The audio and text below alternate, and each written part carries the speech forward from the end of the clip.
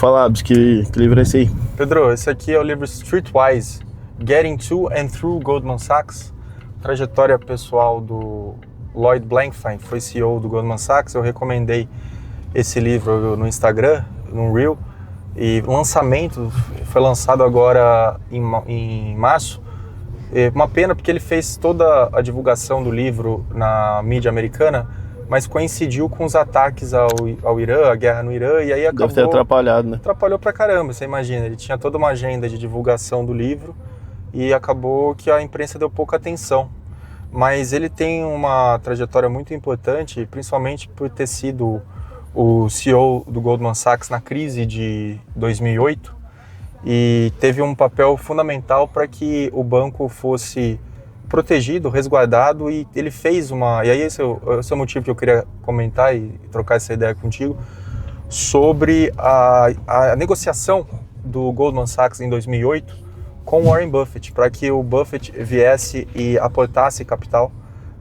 Foi feita uma injeção de capital de 5 bilhões de dólares do Warren Buffett, depois ele tinha alguns warrants também, e o que foi muito interessante da negociação, que é o estilo do Warren Buffett de negociar, que na verdade ele dá o preço e ele fala, olha, é isso. Ele diz que ele não entra em bidding war. Bidding war seria uma guerra de oferta, de leilão. Como se fosse negociação o tempo todo. De dar o lance, né? Cada um dá o lance. Então, naquela época, dizia-se que havia alguns grupos interessados em injetar capital no Goldman, por ser uma instituição financeira tradicional, um banco de investimento famosíssimo nos Estados Unidos, e naquele momento, com a quebra do Lehman Brothers, havia uma crise de confiança e credibilidade nas instituições financeiras norte-americanas como um todo. E na negociação, e isso é relatado aqui, é página 280, se eu não me engano, que o Lloyd Blankfein relata na conversa com o Buffett ao telefone, que o Buffett falou, olha, são 5 bi, é isso, eu não vou mudar a minha oferta, se você quiser aceitar essa oferta. E aí o Lloyd Blankfein falou, não, claro que eu quero.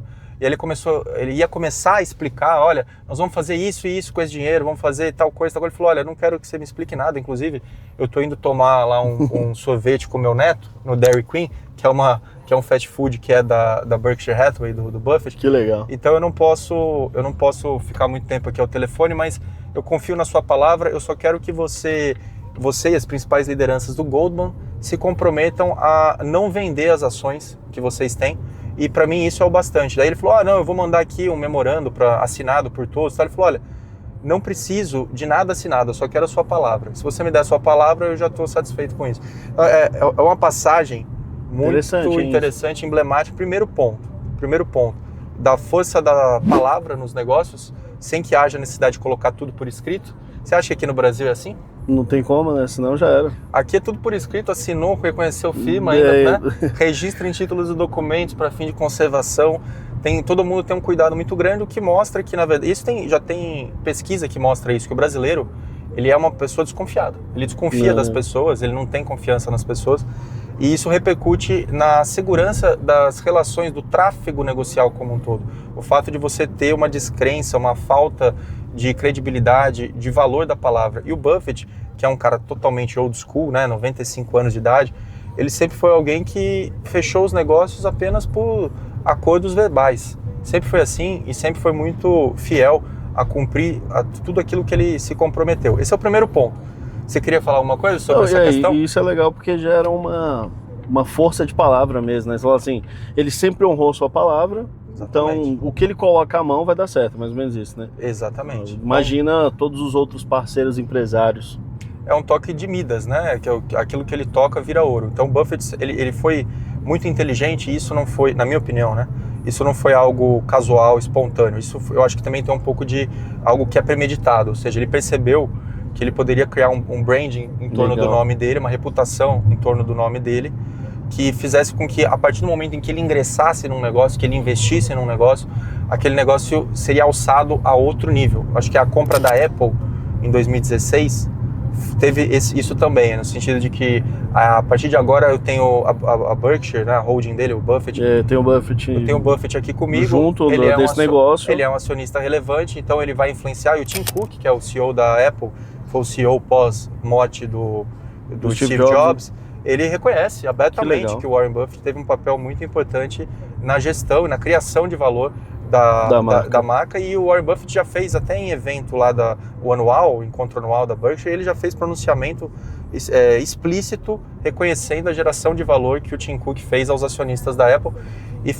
provavelmente foi o maior ganho da Berkshire Hathaway na história, pelo tamanho da posição. Ele fez uma posição tão grande na Apple que, em termos de retorno absoluto da posição, trouxe para a valorização da holding, a Apple foi a maior. Mas esse, voltando, fizemos essa digressão, mas voltando aqui ao livro, né, do Lloyd Blankfein, esse é o segundo ponto. Por que o Buffett? Por que eu não poderia pegar outro investidor institucional que poderia injetar até 10 bilhões de dólares e não 5 bilhões, como fez o Buffett? Por que o Buffett, né? E por que não pegar mais dinheiro ao invés de ser o Buffett com seus 5 bi regrados ali? E na realidade era pelo peso, pela credibilidade que o Buffett passava, que é um ativo intangível.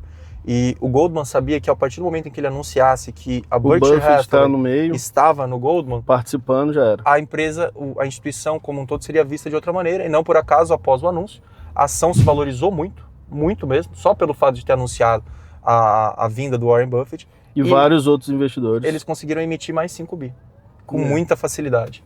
E aí, lembrando, 5 bi com uma ação apreciada. Então, aquele 5 bi, percentualmente falando, era representativo de um capital, do total de ações menor do que seria.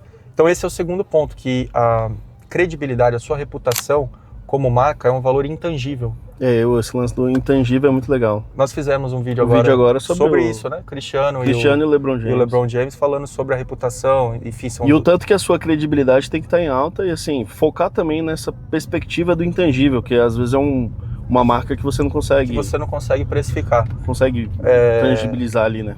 E você sabe que, até para fazer uma reflexão, aproveitar que a gente está gravando aqui, às vezes as pessoas falam assim para mim, pô, mas você já está ganhando dinheiro com as redes? Já está funcionando. Cara, mas você precisa. Você tem que criar muito mais uma imagem para que as pessoas conheçam quem você é, para depois você pensar em algo nesse sentido. O problema é que a pessoa entra no negócio tão focada em querer fazer virar, tudo bem, eu sei que é caro produzir, você tem que ter equipe e tudo mais, e aí precisa ter uma receita. É todo um processo de produção, né? Mas você tem que pensar isso como a longo prazo mesmo. Como longo prazo, ó. Tudo é feito a longo prazo, as construções de reputação são feitas a longo prazo. O Buffett não nasceu da noite para o dia, são 80 anos investindo, entendeu? E outro vai virar um nome por décadas aí. É isso.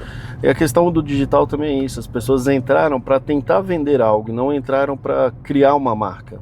Ou para entregar valor antes de pensar, que eu acredito que é dessa maneira, você cria valor, você entrega muito conteúdo, você entrega reflexão, sem cobrar nada, para que depois, lá na frente, você faça um pequeno pedido por alguma coisa, para vender alguma coisa. O Gary Vaynerchuk fala muito isso, venda 51% para recuperar 49%, né? Entregue mais do que você cobra. O Hormozzi lá nos Estados Unidos também, o Alex Hormozzi, segue muito essa linha também. São produtores de conteúdos gigantescos. Gigantescos, em massa, né? Quem é brasileiro e acompanha sabe dos dois, são dois casos de muito sucesso.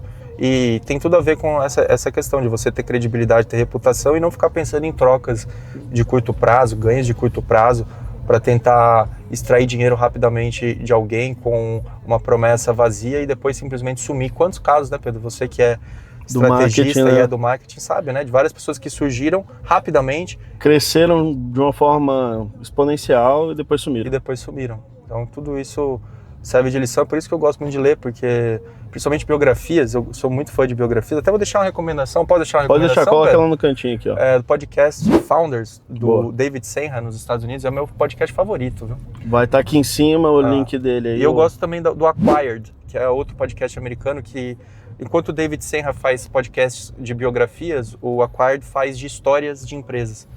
E são dois podcasts que eu ouço direto aqui no carro, estão salvos aqui no Spotify, e gosto muito, aprendo muito com histórias, biografias. Fala também do Mercado com Abs, né? O mercado, claro que tem o meu, né? Que é mas eu ouço o meu também, para ver se tá legal o som. Para ficar atualizado, né? O tempo todo. Eu escuto o meu também. O meu é o Panorama do Mercado com Abs, a gente sobe todo dia de manhã no Spotify, no YouTube e no agregador de podcasts da Apple. Esse é um podcast que eu gravo de manhã cedo, eu acordo 6 horas da manhã.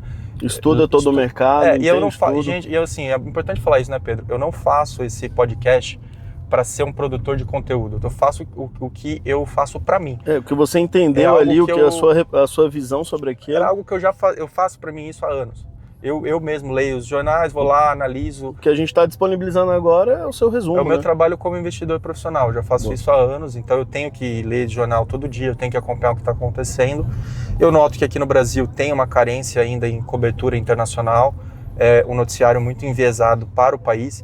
Infelizmente, o Brasil representa muito pouco no mercado de capitais, então é muito importante que a pessoa que se dispõe a investir entenda que o que manda é o fluxo global, norte-americano principalmente, o mercado europeu é muito forte, o asiático tem uma preponderância crescente, e o brasileiro, infelizmente, é um mercado marginal. Eu não quero falar isso para desmerecer o país, mas é importante você entender de onde vem o fluxo. É onde tem o grande valor mesmo, onde tem as grandes marcas, né? Exatamente. As big techs aí, são tudo... Então o podcast serve para comentar as principais notícias do dia. Eu me sirvo dos principais periódicos do mundo todo, Wall Street Journal, Financial Times, Bloomberg, olho também o noticiário brasileiro, e aí trago isso de forma mastigada, 10, 15 minutinhos, para que você ouça antes de começar o dia e saiba mais ou menos o que está acontecendo. Então esse é o vídeo de hoje, Pedro, espero que tenha ficado legal. Fizemos o trajeto todo aqui, eu estou deixando o Pedro aqui na residência aqui, e deu certinho, o vídeo rendeu e conseguimos falar bastante sobre o livro e sobre algumas reflexões paralelas. Espero que você tenha gostado, não deixe de me acompanhar nas demais redes, @RafaelAbismusa em todas elas. Eu imagino que esse vídeo vá para o YouTube, não sei qual é a propósito do Pedro. Não deixe de dar o like, então, para distribuir para mais pessoas. O Pedro está me mandando virar aqui. Vamos virar. Não deixe de dar o like e se puder seguir o canal também, agradeço muito que você, dessa maneira, me apoia a produzir mais vídeos. Muito obrigado.